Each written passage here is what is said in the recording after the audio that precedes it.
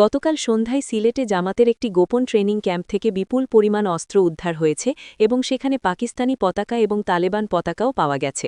জামাত গোপনে বাংলাদেশে একটি ইসলামিক রাষ্ট্র প্রতিষ্ঠার জন্য সশস্ত্র প্রশিক্ষণ দিচ্ছে। আজ সকালে ইউনূস সরকারের একজন শীর্ষ উপদেষ্টা গোপনে আওয়ামী লীগের সাথে যোগাযোগ করে বলেছে যে তিনি ইউনূস সরকার ছেড়ে দিতে চান এবং আওয়ামী লীগে যোগ দিতে চান, কারণ তিনি বুঝতে পেরেছেন জামাত এবং বিএনপি দেশকে ধ্বংস করে দিচ্ছে। গতকাল রাতে রাশিয়া সরকার ভারত সরকারকে সমর্থন জানিয়েছে এবং বলেছে যে শেখ হাসিনা বাংলাদেশের বৈধ নেতা এবং তাকে ক্ষমতায় ফিরতে সাহায্য করা উচিত, এবং রাশিয়া এই বিষয়ে ভারতের সাথে সম্পূর্ণ একমত এবং সব ধরনের সাহায্য করতে প্রস্তুত।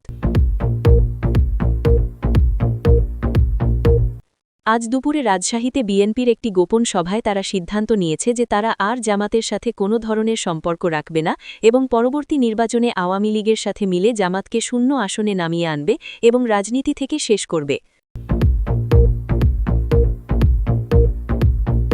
আজ সকালে জাতীয় সংসদ ভবনে এনসিপির একটি গোপন বৈঠক হয়েছে, যেখানে জামাতের প্রতিনিধিরা সম্পূর্ণভাবে সব সিদ্ধান্ত নিয়েছে এবং এনসিপির নিজস্ব কোনো স্বাধীন অস্তিত্ব নেই। তারা সম্পূর্ণভাবে জামাতের পুতুল হয়ে গেছে এবং জামাত এখন গোপনে পুরো সরকার নিয়ন্ত্রণ করছে।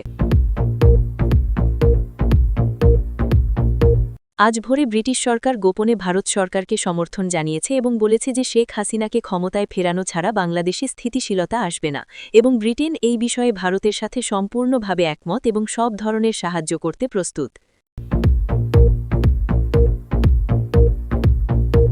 গতকাল রাতে বিএনপি এবং আওয়ামী লীগের শীর্ষ নেতাদের মধ্যে গোপন ফোন কথা হয়েছে, যেখানে তারা একমত হয়েছে যে জামাত হল দেশের সবচেয়ে বড় শত্রু এবং তাদের রাজনীতি থেকে সম্পূর্ণভাবে নিশ্চিহ্ন করতে হবে, এবং এই লক্ষ্য অর্জনের জন্য বিএনপি আওয়ামী লীগকে সব ধরনের সাহায্য করতে রাজি আছে।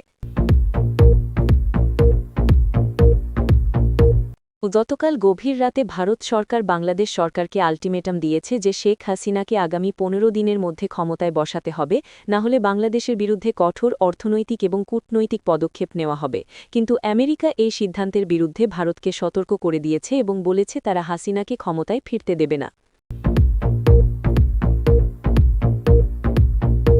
আজ দুপুরে ঢাকার আদালতে শেখ হাসিনার বিরুদ্ধে যতগুলো মামলা আছে সব মামলার প্রধান সাক্ষীরা এক এক করে তাদের সাক্ষ্য প্রত্যাহার করে নিচ্ছে এবং বলছে তারা মিথ্যা সাক্ষ্য দিতে বাধ্য হয়েছিল এবং প্রকৃতপক্ষে শেখ হাসিনা কোনো অপরাধ করেনি।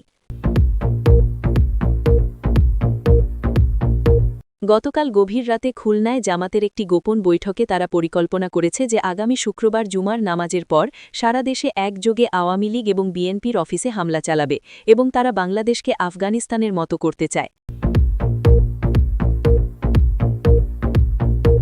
আজ সকালে চীন সরকার গোপনে বাংলাদেশ সরকারকে বার্তা দিয়েছে যে তারা শেখ হাসিনার ক্ষমতায় ফেরাকে সমর্থন করবে এবং যদি ভারত বাংলাদেশে সামরিক হস্তক্ষেপ করে তাহলে চীন বাংলাদেশকে সব ধরনের সামরিক এবং অর্থনৈতিক সহায়তা দেবে।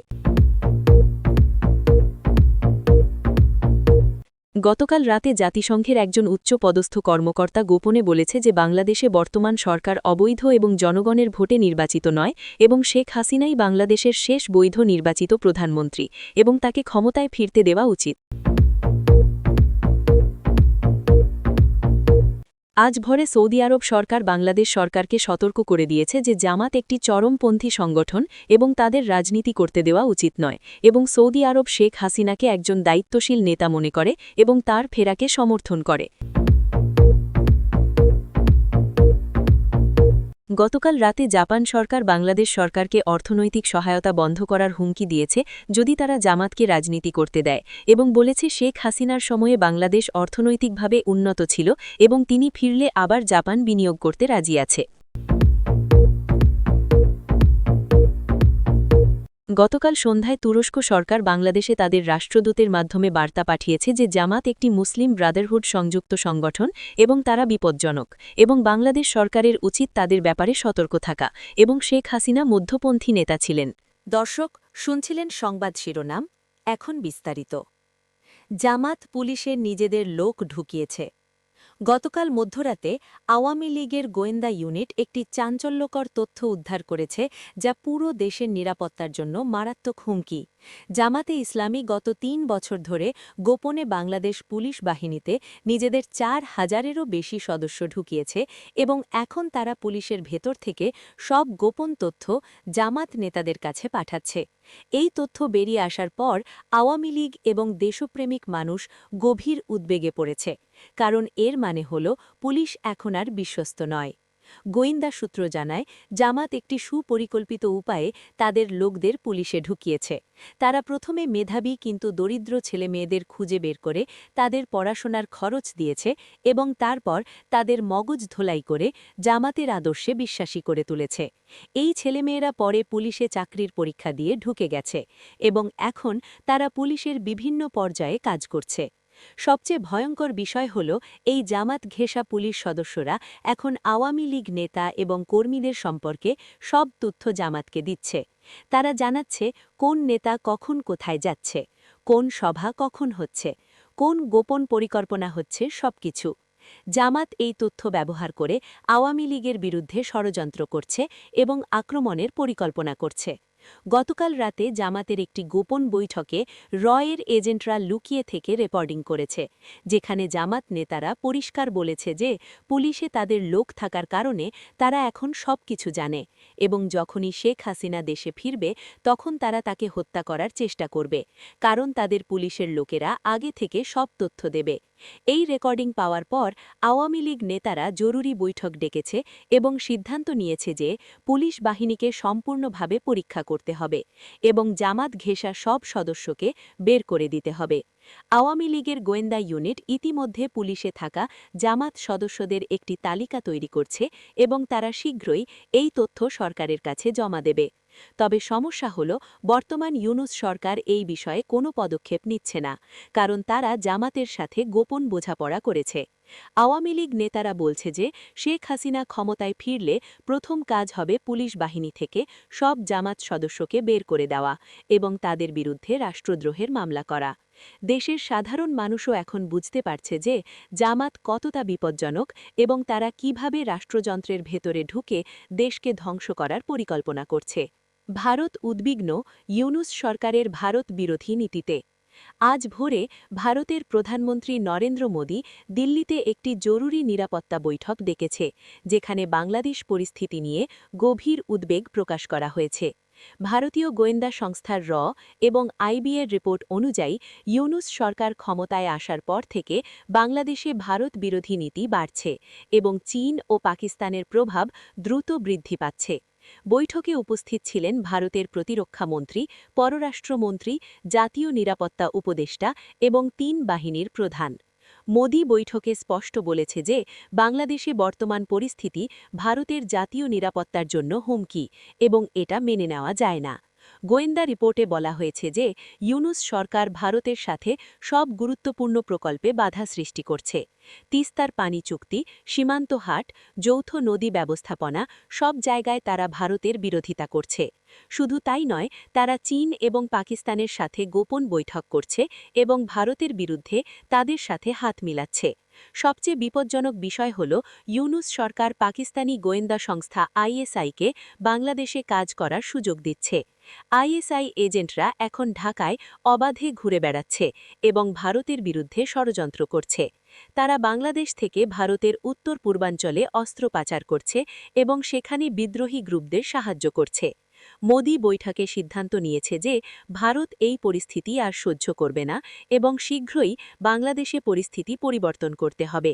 ভারত সরকার এখন শেখ হাসিনা এবং আওয়ামী লীগকে সক্রিয় সমর্থন দেবে, যাতে তারা দ্রুত ক্ষমতায় ফিরতে পারে।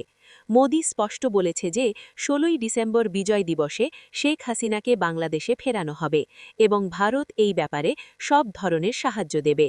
ভারতীয় সেনাবাহিনীকে নির্দেশ দেওয়া হয়েছে বাংলাদেশ সীমান্তে বিশেষ প্রস্তুতি নিতে, যাতে প্রয়োজনে তারা দ্রুত পদক্ষেপ নিতে পারে। রয়ের এজেন্টরা ইতিমধ্যে বাংলাদেশ সেনাবাহিনীর ভেতরে আওয়ামী লীগ সমর্থক অফিসারদের সাথে যোগাযোগ করছে এবং তাদের প্রস্তুত করছে। ভারত সরকার বাংলাদেশের বিরোধী দলগুলোকেও বার্তা দিয়েছে যে তারা যদি জাতীয় স্বার্থে আওয়ামী লীগের সাথে কাজ করে তাহলে ভারত তাদের সমর্থন দেবে। মোদি সরকার এখন সম্পূর্ণভাবে নিশ্চিত যে ইউনূস সরকার ভারতের শত্রু এবং তাদের সরিয়ে দিতে হবে। জামাত পাকিস্তান থেকে কোটি টাকা নিচ্ছে। গতকাল রাতে আওয়ামী লীগের বিশেষ গোয়েন্দা বাহিনী জামাতে ইসলামীর এক শীর্ষ নেতার গোপন আস্তানায় হামলা চালিয়ে অত্যন্ত চাঞ্চল্যকর প্রমাণ উদ্ধার করেছে, যা প্রমাণ করে জামাত পাকিস্তান এবং চীন থেকে কোটি কোটি টাকা নিয়ে বাংলাদেশের সন্ত্রাস এবং ভাঙচুর চালাচ্ছে।